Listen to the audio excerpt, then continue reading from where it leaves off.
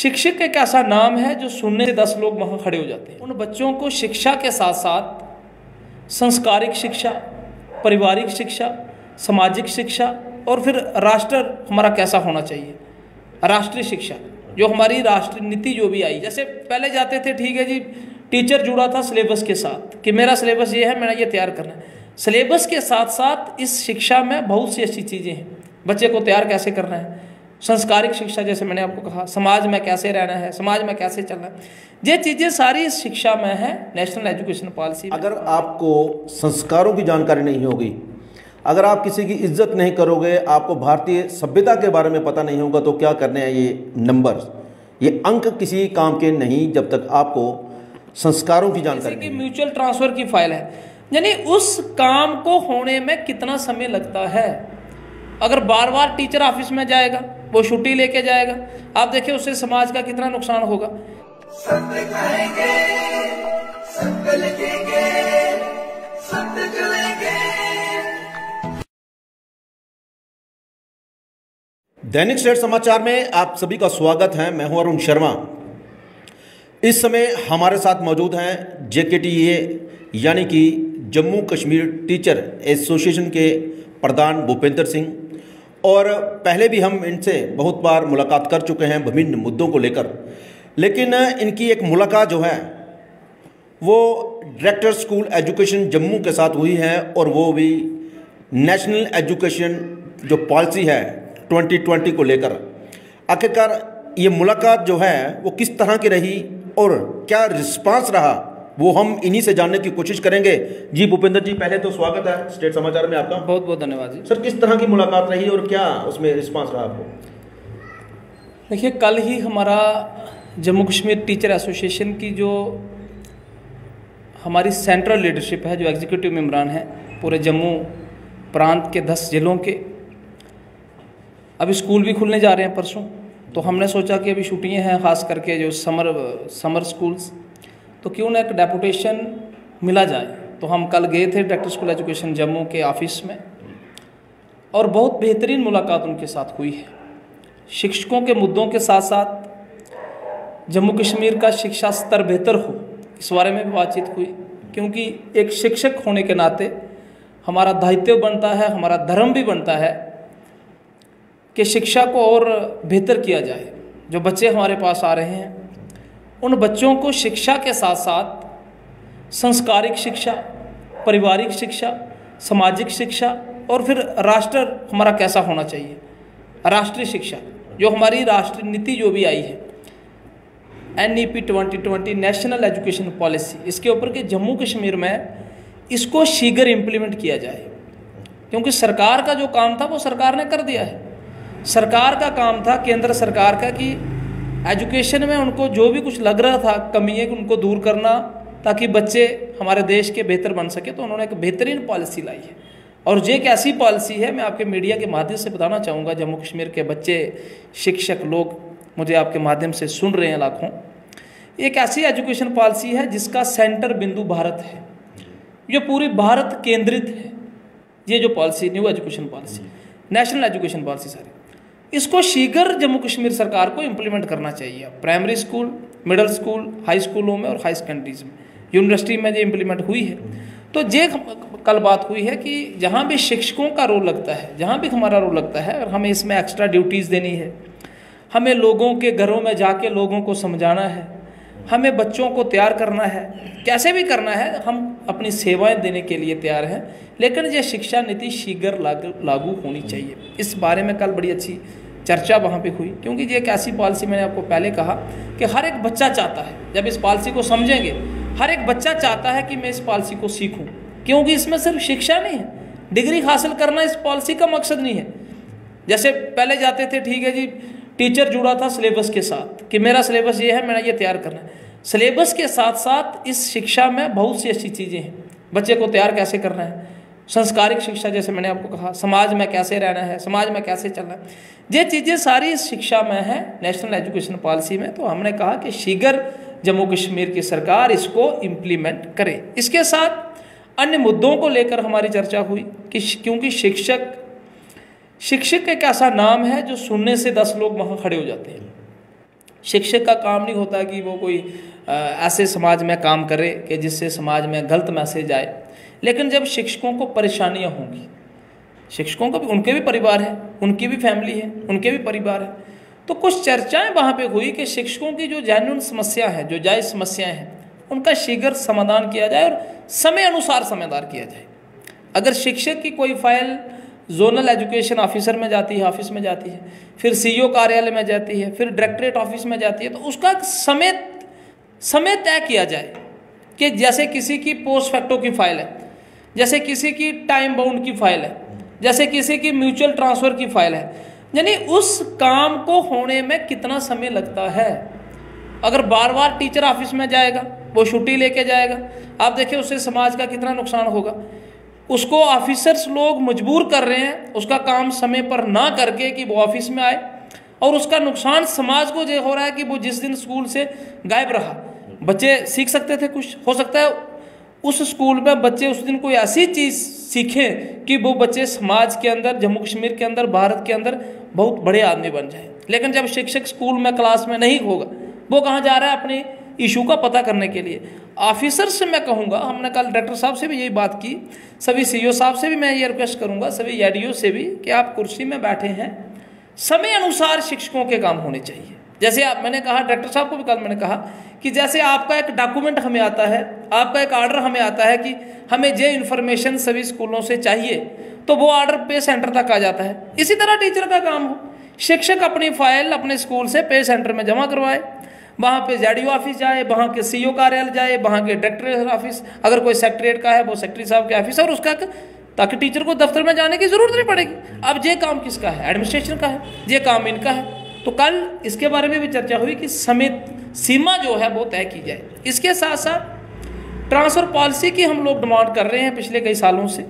हम कभी नहीं चाहते कि हम लोगों को गांव से उठा के आप शहर में लगा दो, क्योंकि गांव में वो समय था, पहले भी मैंने कई बार बात की है आपके माध्यम से, क्योंकि वो समय था जब कोई भी शिक्षक गांव में जाने के लिए तैयार नहीं होते थे, और हमने एक संकल्प, सोच, एक अपना मिशन बना दिया। पढ़े लिखे लोग थे कि 1500 रुपये के ऊपर मात्र उस समय 2000 में हम लोग सेवाएं देंगे, क्योंकि हम चाहते हैं कि हमारा देश तभी मजबूत होगा जब जम्मू कश्मीर के गांव, जब देश के गांव मजबूत होंगे। तो गांव तभी मजबूत होंगे जब गांव के बच्चों को शिक्षा प्राप्त होगी। शिक्षा के बगैर कोई मजबूत देश नहीं हो सकता है। सबसे बड़ा हथियार, किसी के पास पैसा आ सकता है, किसी के पास अच्छे लीडर आ सकते हैं, लेकिन जब शिक्षा होगी, जब बच्चे पढ़े लिखे होंगे, और गांव खास करके जब गांव के लोग पढ़े होंगे, तभी देश, हमारा समाज आगे बढ़ेगा। तो उस समय हमने एक सोच बनाई कि गाँव में हम लोग लगे हैं, और ये सरकारों ने भी माना है। आपने भी देखा, बहुत से डिप्टी कमिश्नर्स ने भी माना है, बहुत से सेक्रेटरीज, डायरेक्टर्स ने भी माना है कि रहबरे तालीम की जो स्कीम थी, उस स्कीम के तहत जो लोग लगे, उन लोगों ने गांव के अंदर बेहतर काम किया है। हम कभी नहीं चाहते कि हमें शहर में लाओ, लेकिन हमारी बहनें जिनकी शादी दूसरे ज़िलों में हुई है, मैरिज ग्राउंड पे कम से कम जो लोग चेयर्स पे बैठे हैं, मैंने कल उनसे भी बात की डायरेक्टर साहब से, कि आप ही फैसला करें इस बारे में कि क्या उनकी ट्रांसफ़र जायज़ नहीं है, क्या उनका परिवार नहीं है। अगर उनकी शादी हो गई, कोई ऐसा ऑर्डर नहीं था कि कोई लड़की अगर जम्मू में लगी है तो उसकी शादी जी कठुआ में नहीं हो सकती है। उसने अगर शादी कर दी, क्या पाप कर दिया उसने? तो आपको भी लगता है आप ऑर्डर करना है, इसमें कोई पैसे की भी कोई नहीं है कि फाइनेंशियल बजट बनाना है, सिर्फ आपने उसको वो डिस्ट्रिक्ट देना है जिस डिस्ट्रिक्ट में उसकी शादी हुई है। तो हमने कहा वो काम कर रहे हैं, तो उम्मीद है कि शीघ्र इस बारे में भी कोई विचार विमर्श होगा। इसके साथ साथ अन्य मुद्दे जो हमारे थे, जो छोटे छोटे इशू जो टीचर्स के थे, उन बारे में भी चर्चा हुई है। पिछले दिनों जो ATD भी आई, एनुअल ट्रांसफ़र ड्राइव, तो इसके बारे में भी मैं बताना चाहूँगा आपके माध्यम से कि पहली बार जम्मू कश्मीर के इतिहास में हुआ है एनुअल ट्रांसफ़र ड्राइव। ये जो स्टेप है बहुत बेहतरीन है, लेकिन इसको आगे इम्प्लीमेंट करने में जो छोटी छोटी चीज़ें हैं, ये CEOs को भी देखनी चाहिए कि कौन से स्कूल से हम टीचर उठा रहे हैं और कौन सी जगह, क्योंकि जहाँ जोन बांटे गए हैं। और हमने कल ये भी रिक्वेस्ट की कि जो जोन को बांटा है, जो इस ATD को डिस्ट्रिक्ट लेवल पे, इसको जोनल, इसका सेंटर बिंदु जो है वो हेडक्वार्टर जोनल रखा जाए, डिस्ट्रिक्ट नहीं रखा जाए, जोनल रखा जाए। ठीक है, आपने फेस किए इसके 1 2 3 4 5 किए हैं, लेकिन इसका सेंटर पॉइंट जो रखा जाए वो जोनल हेडक्वार्टर तक रखा जाए। और दूसरी चीज़, जिस स्कूल से टीचर उठाया जाएगा, कम से कम वहाँ टीचर दिया भी जाए, ताकि वहाँ की ट्रांसपेरेंसी बनी रही। फिर उसके बाद क्या होता है, जब टीचर नहीं होगा तो ये हमारे चीफ एजुकेशन ऑफिसर, डायरेक्टर, ये 1 मिनट में क्या करेंगे, जो लोग RET के अंदर लगे हैं इनको अटैच कर दो, जबकि हमारे लिए ट्रांसफ़र नहीं करते हैं। लेकिन स्कूल बंद होगा, कोई RET है हमारे पास, हमें गर्व भी होता है, हमें गर्व भी होता है कि जो स्कूल बंद हो रहा है वहाँ हमें लगाते हैं। इसका मतलब स्मार्ट डिपार्टमेंट के अंदर हमारा कितना स्टेटस है। जो लोग RET स्कीम के तहत लगे हैं, स्कूल बंद हो रहा है जी इनको लगा दो, खोलो जी इनको। लेकिन जब आप पॉलिसी को तैयार करते हो तो कम से कम वहाँ ये देखना चाहिए, और इसमें एक कमेटीज होनी चाहिए, जैसे हर जिले के CEOs अपने साथ प्रिंसिपल्स को रख दें, 7-8 प्रिंसिपल्स हों, ZDOs हों, ताकि उनको टोपोग्राफी पूरी पता लगे कि चनैनी से अगर हमने 10 लोग उठाने हैं तो 10 लाने भी हैं, क्योंकि नहीं तो बच्चों को भी नुकसान होगा, लोग भी प्रोटेस्ट करेंगे। तो ATD जो स्टेप है, ये सेक्रेटरी साहब जो हमारे अभी हैं उन्होंने एक बेहतरीन कदम, इसको मैं बेहतरीन कदम कहूँगा, क्योंकि इसमें कोई किसी किस्म की करप्शन नहीं है, इसमें कोई किसी किस्म का भाई भतीजावाद नहीं है, क्योंकि ऑनलाइन सिस्टम है। बेहतरीन स्टेप। और ऑनलाइन आप देख रहे हैं आजकल ऑनलाइन हो रहा है, अपना फ़ोन ले जाओ, उसमें फोल्डर बना के रखो, हर चीज़ ऑनलाइन है। बेहतरीन कदम है। लेकिन छोटी छोटी जो इसमें कमियाँ हैं, जैसे इन्होंने जब एडजस्टमेंट करनी थी तो इसमें अगर कमेटी होती 8-10 लोग, तो मुझे नहीं लगता कि जहाँ टीचर नहीं मिले हैं वहाँ भी टीचर मिल जाने थे। अन्य मुद्दों को लेकर भी छोटी छोटी बातें हमारी हुई हैं। कल की मीटिंग हमारी बहरहाल बहुत बेहतरीन जो है वो डायरेक्टर स्कूल एजुकेशन साथ रही है, और कल से स्कूल भी खुलने जा रहे हैं, तो टीचर्स में बहुत खुशी की लहर है, क्योंकि जो सही शिक्षक जो होता है वो बच्चों से दूर नहीं रह पाता है। तो ये तो सरकार का काम है कि छुट्टियाँ देना या नहीं देना, ठीक। तो कल से स्कूल खुल रहे हैं, तो मैं सभी शिक्षकों से अनुरोध करूँगा कि दोबारा हम उसी माहौल में, जो जिस माहौल के लिए मैं समझता हूँ कि हम इस विभाग में आए, और शायद हमारा जन्म भी इसके लिए हुआ है कि बच्चों को तैयार करना, तो बेहतर से बेहतर शिक्षा हम सारे संकल्प देंगे बच्चों को, ताकि हमारा जम्मू कश्मीर एक अच्छा हो और हर एक बच्चा गाँव का जो है वो पढ़ सके। बिल्कुल सही कहा भूपेंद्र जी ने। अगर शिक्षा की बात करें तो शिक्षा सिर्फ परसेंटेज लेने के लिए नहीं है कि आपने ज़्यादा नंबर ले लिए, 98% ले लिए, 99 ले लिए। अगर आपको संस्कारों की जानकारी नहीं होगी, अगर आप किसी की इज्जत नहीं करोगे, आपको भारतीय सभ्यता के बारे में पता नहीं होगा, तो क्या करने हैं ये नंबर, ये अंक किसी काम के नहीं जब तक आपको संस्कारों की जानकारी नहीं है। भूपेंद्र जी, एक बात और अंत में, कि जिस तरह से आपने ट्रांसफ़र की बात की, अब काफ़ी सारे टीचरों के तबादले भी हुए हैं, लेकिन हम देख रहे हैं कि जो पहाड़ी क्षेत्र हैं, दूर दराज के, अगर डुड्डू की बात करें या गोल्डी परवीन की बात करें, तो वहाँ पे लोगों का आक्रोश देखने को मिला है कि उनके स्कूल खाली हो गए, टीचरों को तबादले कर दिए, टीचर वहाँ पे नहीं लगाए गए। क्या इसके ऊपर डायरेक्टर जो स्कूल एजुकेशन से आपने मुलाकात की है, क्या इसके ऊपर उन्होंने कोई संज्ञान लिया?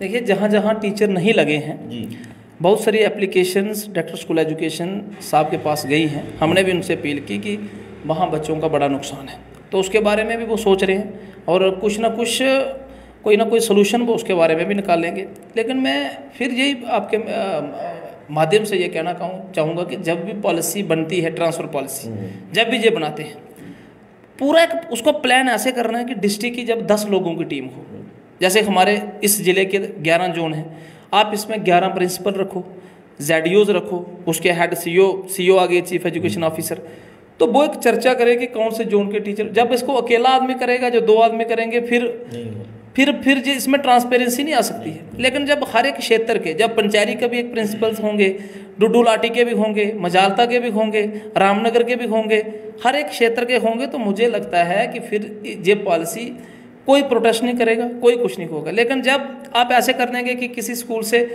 4 टीचर उठा लेंगे और वहाँ एक भी टीचर नहीं देंगे, तो नेचुरली प्रोटेस्ट तो करना ही करना है लोगों ने। क्योंकि शिक्षा, अभी शुक्र करो कि बच्चे प्रोटेस्ट नहीं कर रहे हैं हमारे बच्चों को, क्योंकि ये तो एक बड़ा, मैं तो इसको क्राइम समझता हूँ कि जब एक स्टूडेंट को उससे टीचर छीनना और फिर उसको नहीं देना।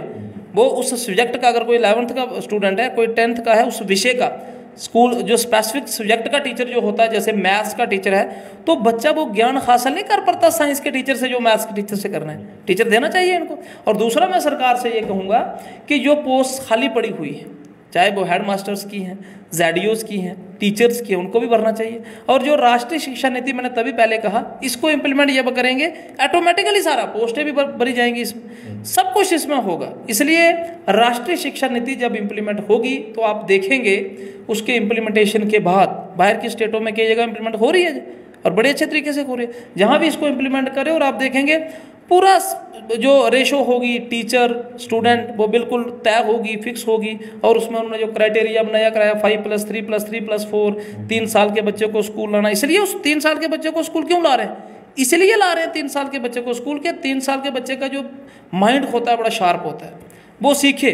उसको कोई पढ़ाना नहीं है, उसको कोई राइटिंग नहीं करानी है, उसको सिर्फ स्कूल क्या होता है, संस्कार क्या होते हैं, बैठना कैसे है, बात कैसे करनी है, खड़े कैसे होना है, रोटी कैसे खाते हैं, क्या हमें थाली में रोटी डालते हैं पूरी खानी है छोड़नी है, ये संस्कारिक चीज़ें हैं। ये सारी इस पॉलिसी में, किसमें? राष्ट्रीय शिक्षा नीति में। जब ये इम्प्लीमेंट होगी, मुझे लगता है जिस स्कूल्स में टीचर्स नहीं है टीचर्स भी मिलेंगे, और जहाँ कोई भी दिक्कत है वो भी। लेकिन ये पॉलिसी इम्प्लीमेंट होना बहुत ज़रूरी है। तो एक बार फिर जो आपने अभी प्रश्न किया इसके बारे में भी हमने भी बात की है, और उम्मीद है कि जिन स्कूलों में टीचर्स नहीं मिले हैं वो भी शीघ्र मिलेंगे।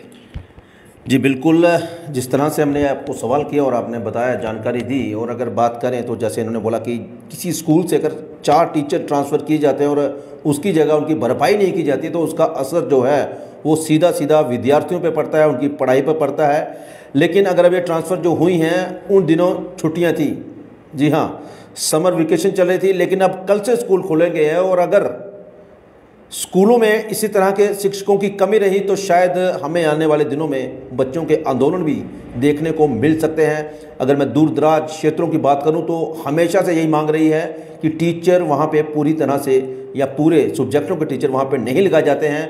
एक खबर लगभग 1-2 महीने पहले मैंने आपको दिखाई थी कि पंचैरी के दूर दराज उधमपुर के जिला उधमपुर के लास्ट कोने में रहने वाली एक बेटी, उसने हिंदी विषय में 100 में से 100 मार्क्स लेकर एक इतिहास रचा, लेकिन बाकी सब्जेक्टों में वो अच्छे नंबर ले पाई, लेकिन इस तरह से ज़्यादा नंबर नहीं ले पाई। कारण क्या था कि उसने खुद बताया कि उनके स्कूल में सिर्फ हिंदी विषय के ही जो लेक्चरर थे वो पढ़ाते थे, अदरवाइज दूसरे सब्जेक्टों के जो लेक्चरर थे वो नहीं थे। तो ये कमियां थी। अगर दूसरे सब्जेक्ट के भी होते तो शायद वो बच्ची जो हैं और भी बढ़िया अंक लाती। और ये कमी जो है ये खासकर पहाड़ी क्षेत्रों में देखने को आती है, दूर दराज के क्षेत्रों में देखने को आती है। लेकिन जिस तरह से भूपेंद्र जी ने कहा कि जो नेशनल एजुकेशन पॉलिसी है अगर वो लागू होती है तो ज़रूर इन कमियों को दूर किया जाएगा, और वाकई होंगी। और हम भी चाहते हैं कि ये पॉलिसी जल्दी से जल्दी लागू हो, ताकि जो विद्यार्थियों को, बच्चों को, लोगों को जो परेशानियाँ आ रही हैं उनसे निजात मिले। फिलहाल मुझे और मेरे कैमरामैन को दीजिए इजाज़त। नमस्कार।